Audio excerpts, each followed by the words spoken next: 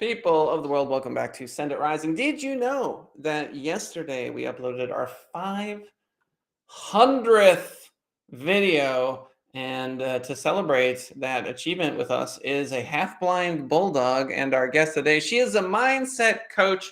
She's an incredible human being. She just underwent a bit of tragedy, which we may talk about on the show. For those of you listening, I feel like the connections that we make with other human beings through loss are some of the most powerful, when we can talk about the grief that we can overcome. And then, of course, all the other things that happen in life, like moving and relationships and all these sorts of things. How do we navigate that with the positive mindset? We're going to find out today. Ladies and gentlemen, welcome to the show. The one, the only, Lauren Weibert. Thank you, Kellen. It's so great to be here. I appreciate it. Yeah, so here we are. It's really easy, right? You just maintain a positive mindset and then all of your dreams come true. I mean, that's the long and the short of it. There's a few more details that one might want to consider, but honestly, that's a really great start. That's a really great start. Do you take any of your philosophy from Eastern traditions, Buddhism, Taoism, any of that sort of stuff? I'm sure I do, but I'm not at the moment consciously aware of that. But there's nothing new under the sun. I mean, all of this thinking stuff gets passed around, through time and ages and through different continents and cultures. So I'm sure there's some of it in there. Um, but I Yeah, haven't. there have been some TikToks I've listened to where you'll have like some Hindu guru and then some Stanford psychologist, and they're saying the same thing. Right. Um, like one Yeah. of it was so interesting that they be talking about how one of the main ways to improve your mental health is to create space between you and anxious thoughts and see the thought as a manifestation of your mind, as opposed to relating to it as you. You are not that thought. You are the awareness that is perceiving that thought. Does that make any sense? Absolutely. That I would agree with that 100%. You know, you you've got to learn to start listening to your thoughts, and give credence to the ones that you want to manifest. So when it comes to giving credence, I think that's where I get hung up, because I'll have a fearful thought, and one of my reactions to fearful thoughts is to say, "You don't come true," because you never come true. Isn't that weird? Like that there's so many fearful thoughts, 99% of them they just never come to fruition, and yet there they are in my brain anyway. Yep. It's okay to have those fearful thoughts or thoughts of doubt or worry or whatever it is. It's important, I think, then, once you think it, to just not become emotionally involved with it. We're humans. We have 70,000 thoughts that come through our consciousness every single day. It's hard to harness every single one of those 70,000 thoughts. But if you can understand that the thoughts that you think dominantly is what's going to show up in your outside world, then you can start to get the hang of, like, okay, it's okay for me to think a fearful thought here and there, but do I want to water that seed, or would I rather think of something that's the exact polar opposite of that and water that seed, and then that's what will show up? Hmm. Yes, I when it comes to watering a positive thought, like I feel like I can sort of like flex my mind and like produce a positive thought, but my default network tends to be anxiety. And I used to be kind of hard on myself about it, but now I like to perceive my fearful thoughts as almost like walls in a maze, if that makes any Mm, sense. It's sort of like, boop, oh yeah, that's a wall. And then because again, they never come true, and that took right. me a long time to realize. It's like I'm always afraid of these things that never happen. And so a Mm. part of me is like, do I have a magical ability to make bad things not happen by having them in my head? If I think about it in my head, does that make it impossible for it to happen externally? It feels that way sometimes. I mean, I think most of us are operating from a place of low grade anxiety on most days. um, but this is what helps people so much, when they study themselves and they can realize, like, okay, that's normal, and also I get to be in control of it. I get to choose what I am thinking about and what I decide to get emotionally involved with. I mean, it's all just a set of habits, a paradigm, right? And I know exactly where my fear and anxiety came from. It's from the way that I was raised and the people who raised me. I love them. They were doing the best they could with what they had, and they gave me a lot of anxiety. But now, as an adult who understands the power of thought, it's like, okay, I really do have a choice. When we were little, we didn't have that conscious barrier. We were just, a big bucket, like an unconscious mind wandering around, and everything that was going on in our environment and from our genetic programming was dumped into that bucket. And some people never take the time to explore, okay, what is it really like to be a thinking, functioning adult who gets to choose their thoughts? And what happens when I start choosing the thoughts that I want to think instead of just being, a plaything for my thoughts and a plaything for whatever's going on in my environment? Instead of reacting to my environment, now I'm in a place, and I teach my clients how to be in a place of responding to the information that their outside world gives them, but then going inside to create the new version of that reality, which will eventually show up. Oh, it's so wild. One of the things, as I listen to you talk about this, I feel like it's the only game in town, first of all, which is how does one regulate, promote, garden their inner space. It feels at least as important as the external space. It's measurable, so it's scientific in that regard. Mm. And I've been playing a lot with things where you take a bad word like divorce or like depression, and then you just put like great in front of it. Or best, it's like, oh, I had the best depression. Or you hear sometimes a good cry. You hear that, right? Mm. Like, oh, I Yeah, had a good yeah. cry. It was delicious. That's what I'm talking, or like exquisite boredom. Um, Yep. there's this guy Ram Dass who I loved his stuff. You would totally dig his stuff. He was he was a professor at Harvard, and anyway, I could talk about him for ages. But one of his things was sitting and purposefully feeling bored, not running from it, not just like be there, be bored, and just be like, wow, I'm really bored. This is Yeah. so boring. Look how, you know what I mean? As opposed to be like, no, I'm not supposed to be bored. I'm supposed to be enlightened. I'm supposed to be equanimous and at peace and tranquil. Like that's what people are always going for. But in reality, they're just really bored. So just be Mm. bored instead, and then you will maybe feel tranquil. Maybe you will get to tranquility and not just tell yourself that you're tranquil when you're actually bored. Mm. It Self-awareness is a very, very powerful tool. And I like that example of, playing with the things that you think are bad. I mean, is it really bad, or can you set it next to something that's even worse, and then it's not bad at all, right? It's the law of relativity. What's really big or small? Well, it depends on what you set it next to. So, yeah, I mean, knowing and understanding all of that is a powerful thing for people to get the results that they really want.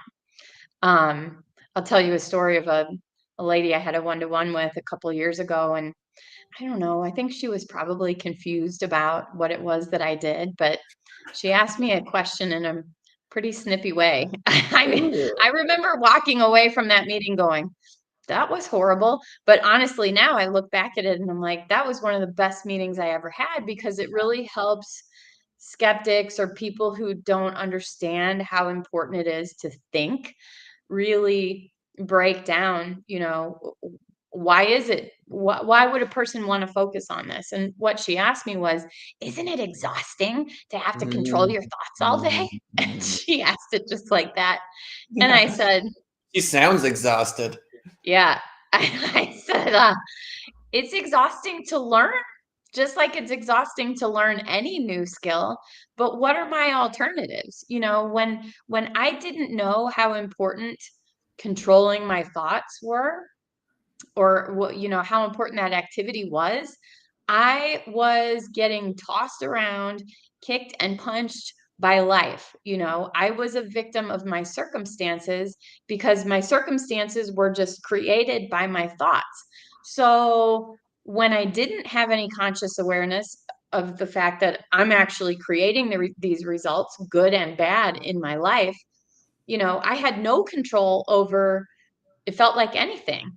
So, what's really exhausting, and that's what I told her. It's exhausting to learn to control your thoughts, but once you do, you get to be the creator in your reality. You get to experience predictable success over and over and over again because it's a repeatable formula.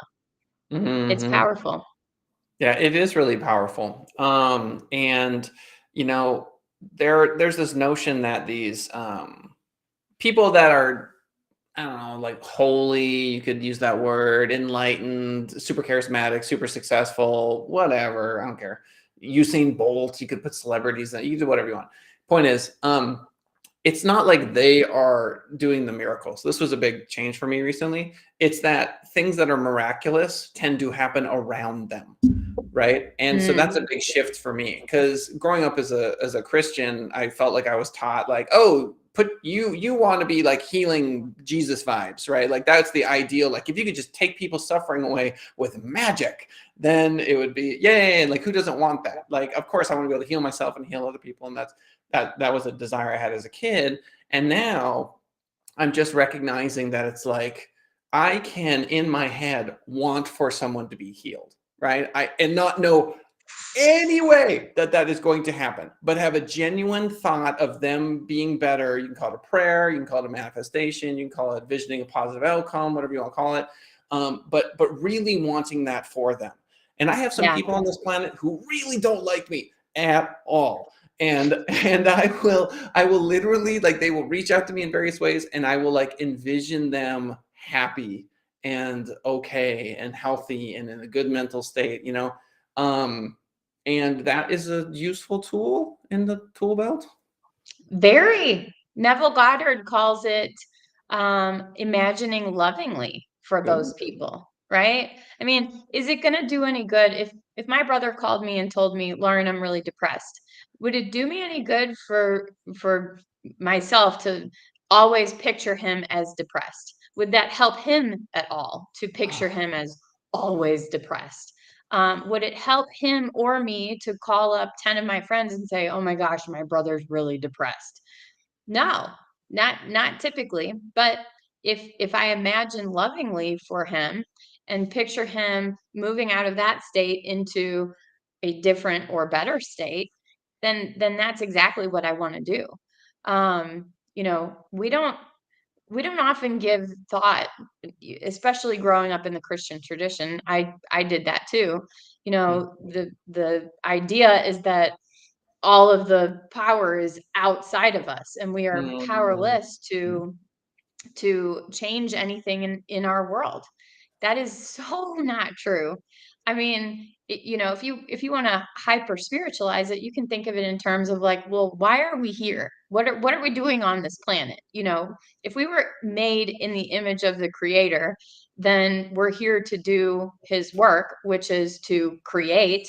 Okay, so if I can create a wonderful place to live, or I can create a beautiful business that serves a lot of people, then why also couldn't I create, a better mental state for myself, and then create better outcomes for the other people that live in my world, right? Like I'm the operant power in my world. I want to envision lovingly for everyone that I come into contact with. I heard that recently, and it's like, yeah, that's a much better place to be, I think, than assuming that we have no influence over the other people that we come in contact with. Yeah. I love that because one of my mantras is love everyone.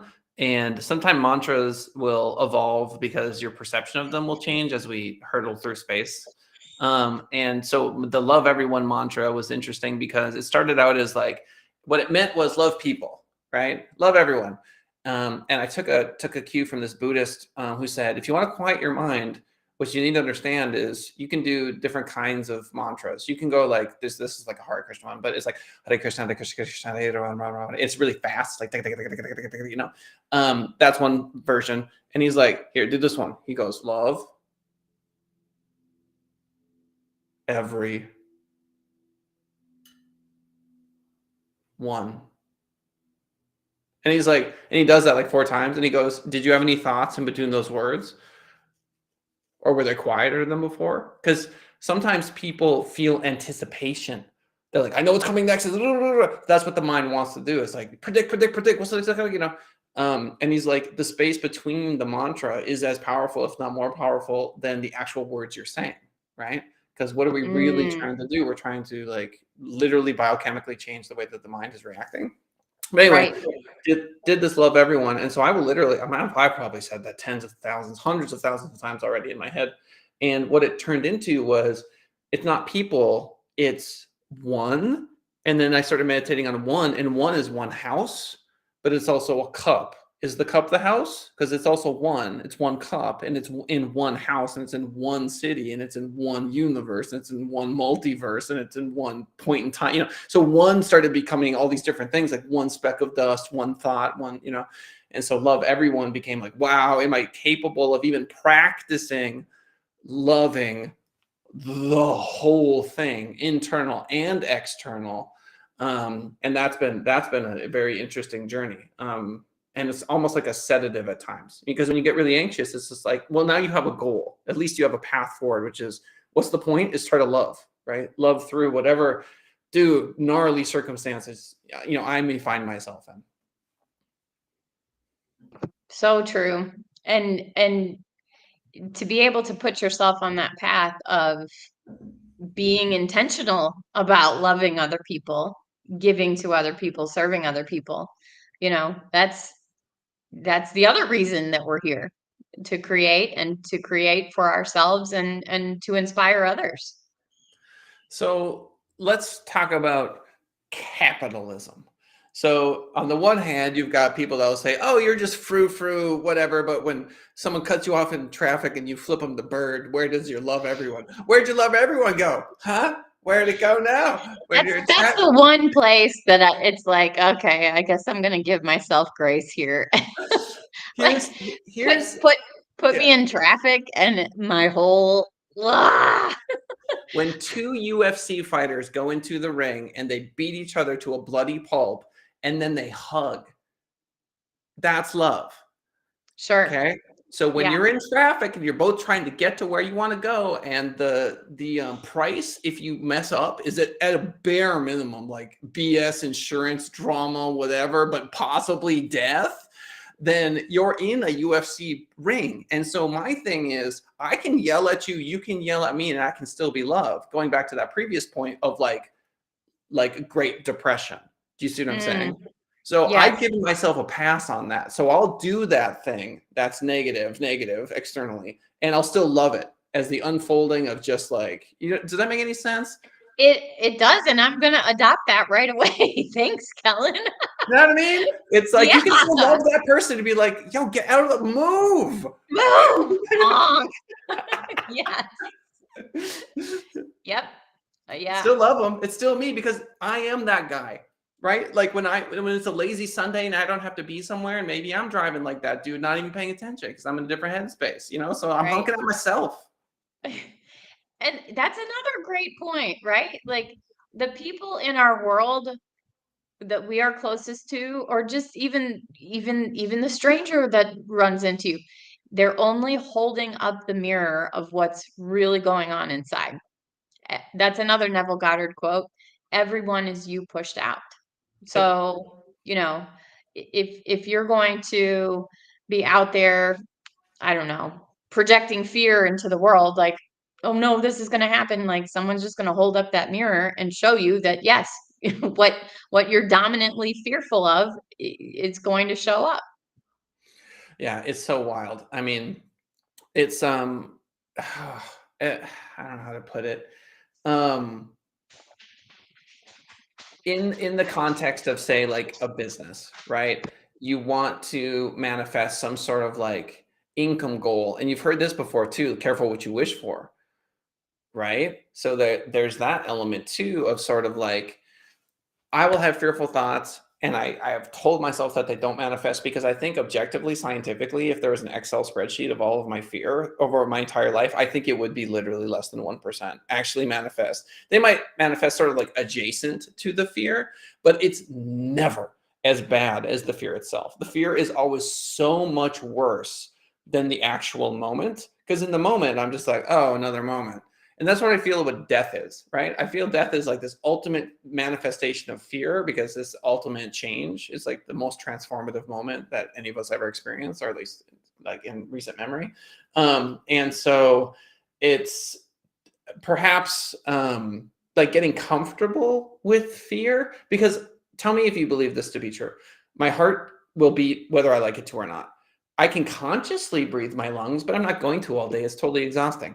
My mind produces anxiety in the same way, same exact thing. It's like a part of my mind that's like, and fear, right? It just pumps it out. And so I feel like it's only in relationship that I can do anything to it. Like, oh, hey, you're pumping out fear again. Just like, my heart's beating. I'm not going to get angry at my heart for beating faster or slower. Does that make sense? It really does. Yeah. And if you can just stay in the habit of observing it and then choosing a different thought, one thing I've noticed as you were talking was so many people live in that state of fear or anxiety, and then they get to the actual moment and it's not as bad as what they thought it was going to be. But Yeah. because they were choosing to live in that fear or whatever, frustration, anger, rage, anxiety, depression, you know, they're having all of these negative thoughts preemptively about that event, and then they have suffered that entire time, as opposed to just, choosing a different state, choosing a different mindset, and then living their life at ease and in peace and in calm confidence. Mhm. um it really is a conscious thing that we get to start doing, when we become aware of it. Yeah. I mean, if you plank all day, every day, you're going to get shredded. Right? Right. Like, you know what I mean? Like, it's pretty Yeah. simple. Like, if you do 1,000 push-ups a day, you're gonna look like a guy who does 1,000 push-ups a day. It's just, a matter of like, are you going to do it or not? And mentally, I feel like there's something there.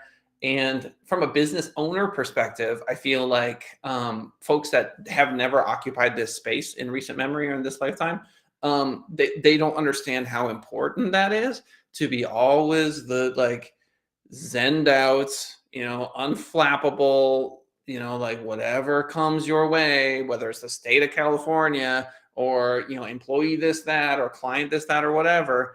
I mean, you really have to find that space in the center of the hurricane and just be okay with it. And it's a mental game, right? Which is why I think a lot of business owners or leaders play chess. It's a game that they enjoy, because you may not make as many moves as other people. Like, they're more just doing a bunch of stuff. But when you make a Mm, move, it's like you can't take it back. It's like once you've made that move, you can wait, right? And you're like, right. okay, commit. I've committed, right? So like, and it affects everybody on the playing field, right? So like, whether we win or lose is based on whether this pawn gets pushed or whatever. And chess has taught me so much, about waiting, about patience, about trading at the right time, about Hmm. positions. Ugh, I love chess. And chess is just a manifestation of a yin yang. Right. Yeah, I can see that. So, what would you say to someone listening right now? They've made it 25 minutes through the program and they're going, okay, fine. I will do the tennis match in my head. You've convinced me. You've reminded me of something I already know, which is that I should put more positive thoughts into my head. I should not associate with negative thoughts. But I also want Starbucks, and my foot itches, and my kids are yelling in the back seat, and my gas tank is like 2/3 and it's expensive. And when will it get to half? And when should I go? And is Costco open? Right. And they're going, so how is this relevant again? Uh, what would I say to those people? Um, well, find yourself a mentor or a coach. I mean, that's always going to be the thing to do. People do so much better when they put themselves in an environment of success and they choose to line themselves up with a person who knows how to create that type of success that they may be longing for. Mhm. But the other thing is it really just about positive thinking, or is it about learning about yourself? And I would say that it's the latter. Again, we're humans, we're living the human experience. The gas, the kids screaming, the fires that need to be put out, those things are going to happen.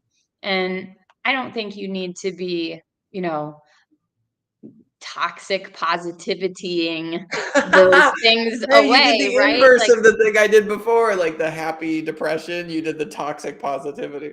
right. I mean, and that's a real thing. It's not about just going up to a situation and going, "Whoa, I'm not allowed to think anything negative about this." No, I mean, you are, and when you do, that gives you a great jumping off point for, okay, this has been created, I don't like this thing, I'm going to think this and this negative thoughts about it. All right, cool, I have allowed those thoughts and emotions to run through me.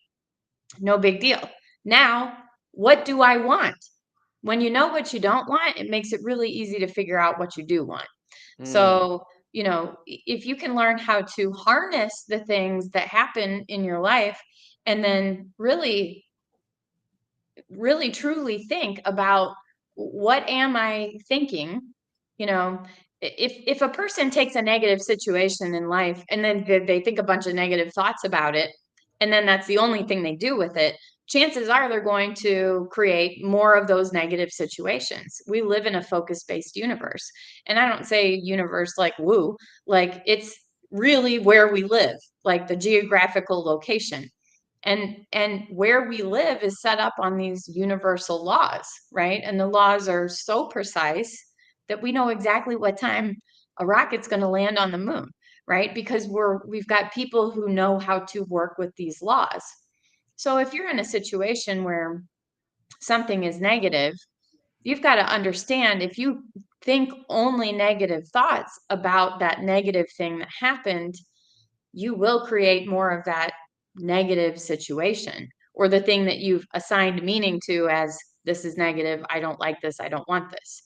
mm, Now, the same is true for the opposite side of the coin. That's that law of polarity kicking in. For every mm, up, there's a down. For an in, there's an out. For every negative, there is a positive. So if you can look at a negative situation that's happened in your life, let yourself be a human about it. Get mad, get upset, whatever you need to do. But then hit the big pause button and go, okay, what do I want next time? And then start thinking those positive thoughts and don't give any more credence to that old story. Then you will create thoughts that match, or thoughts, and you'll create circumstances and results that match those positive thoughts that you chose to think instead. Does that make mm. sense? It does make sense. I actually had a little bit of an epiphany while you were going. Do you have to leave at 11? Do you have like 2 more minutes? I'm good. I'm good. Okay, cool. So I think I'm obsessed with positivity. Like as you were talking about it, I was like, wait a second, because I'm Mr. Balance. Like I'm Mr. Yin Yang. Like for those of you that are listening on iTunes, I'm holding up all these Yin Yang patches that I have. Um, I've always been obsessed with the Yin Yang. And so funny because why do I like one side of the Yin Yang more than the other side of the Yin Yang? Like, and that's a very human thing. It's like seek pleasure, avoid pain. Seek pleasure, avoid pain. Ram Dass is quoted as saying, "Pain and pleasure are just two sides of the same coin. Fame and shame, same side of the same." You know what I mean? Like, if you really want to be shamed, be famous. right? Because there's no better way to get the maximum number of people to shame you, right? That's just, same thing, same coin, right? So do you want the coin or not, right? Is a Right. better question. And so I think what I might do is just think about my negative thoughts as like offsetting some sort of like a math equation. Like they're there as like an offset to this other positive thing that's happening. You know what I mean? And maybe just try to Yeah. seek balance, which is kind of a cliche, right? You hear that all the time. Like I'm trying to be centered. You'll hear centered as sort of like a namaste cliche. But maybe there's something. Well, maybe there's definitely something to that, and I think I might make a mental shift there. Those negative thoughts are there as a guide. Yeah. That's how I would look at it. Instead of trying to just get rid of them or not think them at all, Right. allow them, but then make a conscious choice to say, okay, if I keep giving, power to these negative thoughts, more of that will show up. Rather, I'm just going to use this as a guidepost and then go over here and get back to the positive. Right. Like the wall analogy. Yep. Yeah, I love that. I can easily visualize what it's like for you to have negative thoughts like, okay, boom, that's not the right way to go. And pushing against it's so stupid. Like, why do you know what I Yeah. mean? Just turn, just Yeah. 90 degrees and go that way, or 180 might work. Cool. All right, ladies and gentlemen, y'all know the drill. YouTube.com/Send It Rising is where I'd love for you to go. Click the thumbs up button, like, and subscribe if you are listening on Facebook, Twitch, LinkedIn, or the 13 podcast platforms, iTunes, Spotify, among them, that we are currently on. Thank you so much. TikTok.com/Send It Rising for videos of me doing wacky things on skateboards, including talking about how Google got sued in Australia by some dude named George Defteros for $40,000. They're now liable for search results. Crazy stuff like that, ladies and gentlemen. Our guest on the show today, the amazing Lauren Weibert. Why don't you tell them where they can reach out to you if they want to chat further? Sure. I'm easy to find. Just go on any social media and look for @Lauren Weibert. You do need to spell my last name right. WEI. And my website is laurenweibert.com. Ladies and gentlemen, that's LAUREN, Lauren Weibert, WEI. Bert, like the dude named Bert, BERT. Again, LAUREN, WEIBERT. The Weibert in the house. Thank you so much for swinging by the show, Lauren. Final words of wisdom for our folks before we sign off. I would say challenge yourself and start noticing what your thoughts are, and then think about what you really want to create. Pick a goal and think thoughts that are going to support that goal and support the version of you that gets to enjoy that goal. People of the world, thanks for stopping by the show. We'll see you next time. Bye for now.